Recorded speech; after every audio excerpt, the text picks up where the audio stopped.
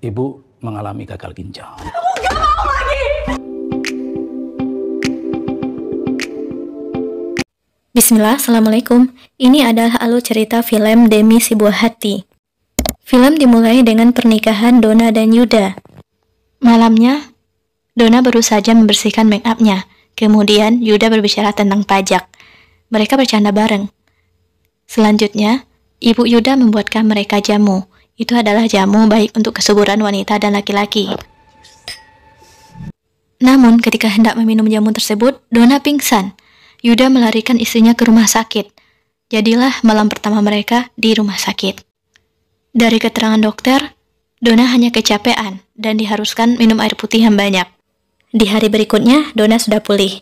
Dia dibantu mertuanya di dapur. Donna hendak membuatkan suaminya sup kesukaannya. Namun, ibu mertuanya menyarankan Donna banyak istirahat supaya bisa mendapatkan keturunan cepat. Di kamar, Donna menelpon Yuda. Dia merasa takut.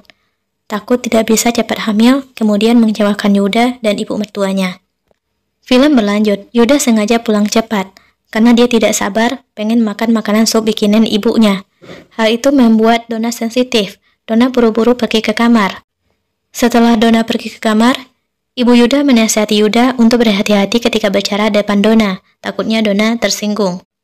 Benar saja, Donna merasa bete dengan Yuda. Yuda pun tanpa mengurung waktu meminta maaf kepada istrinya. Donna jujur, betenya lebih ke iri. Dia iri kepada Yuda yang masih memiliki ibu, sedangkan dia sudah lama tidak mendapatkan perhatian dari orang tua karena orang tuanya memang sudah meninggal. Scene berlanjut, di hari berikutnya, Donna dan ibu mertuanya sedang mengurus tanaman di halaman rumah. Namun tiba-tiba Donna merasa agak pusing. Kemudian dia masuk ke dalam rumah untuk minum. Tapi Donna malah meminum minuman yang bersoda. Tiba-tiba di saat dia minum, pinggangnya terasa sakit. Kemudian, dia jatuh pingsan.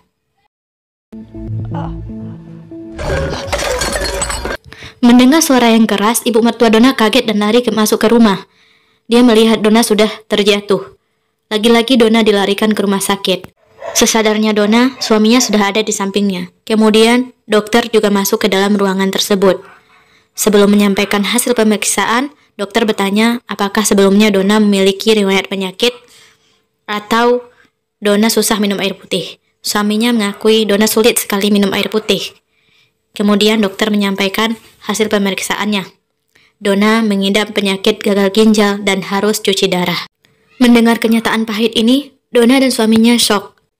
Donna menjadi emosional. Dia tidak mau cuci darah dan bergantung sama mesin seumur hidup. Yuda menghubungi saudara Donna untuk memberitahu keadaan Donna sekarang.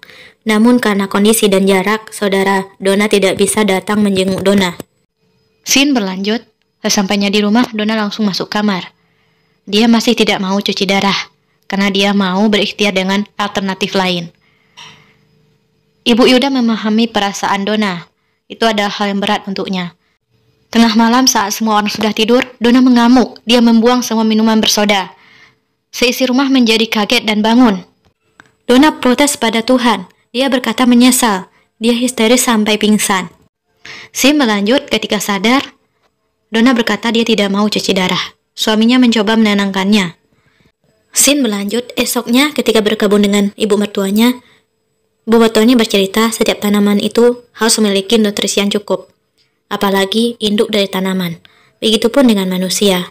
Donna berkata dia mau hamil. Tapi dia tidak mau cuci darah. Donna pun mencoba alternatif yang lain seperti akupuntur. Scene berlanjut ketika memasak di dapur, Donna tiba-tiba merasa mual dan pusing. Lagi-lagi, Donna dibawa ke rumah sakit. Namun, sesampai di rumah sakit, Donna mendapatkan kabar baik. Donna hamil akhirnya. Dia dan ibu mertuanya bahagia. Meski demikian, dokter tetap menyarankan Donna harus cuci darah. Scene berlanjut. Yuda memasakkan Donna ikan, namun Donna tidak bisa makan ikan. Yuda memberikan pengertian, ibunya harus memiliki nutrisi yang cukup.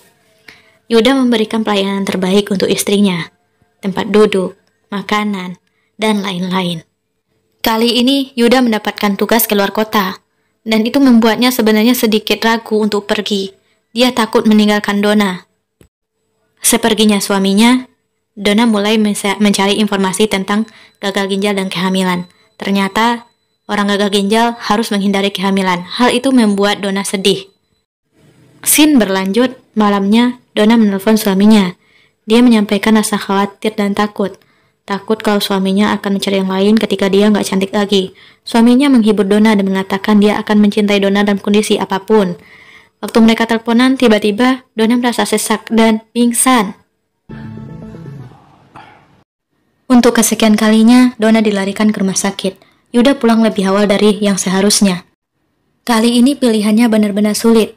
Yuda harus memilih antara istrinya atau anaknya. Ibu Yuda akan mendukung apapun keputusan Yuda, namun dia menyarankan kita harus menyelamatkan nyawa Donna. Scene berlanjut. Akhirnya Donna keluar dari rumah sakit. Donna mengatakan dia tidak mau masuk ke rumah sakit lagi. Malamnya Yuda menyampaikan hasil keputusan dokter. Lagi-lagi Donna tidak terima. Mereka bertengkar hebat. Donna tidak mau menggugurkan kandungannya. Yuda mengatakan Donna egois. Tentu saja sebagai seorang ibu, Donna ingin menyelamatkan nyawa anaknya. Dia ingin menjaga kandungannya. Ibu Yuda mendukung keputusan Donna. Akhirnya, Yuda meminta maaf kepada istrinya. Donna mengatakan dia ingin melihat anaknya lahir, merawat anaknya, melihat anaknya tumbuh kembang.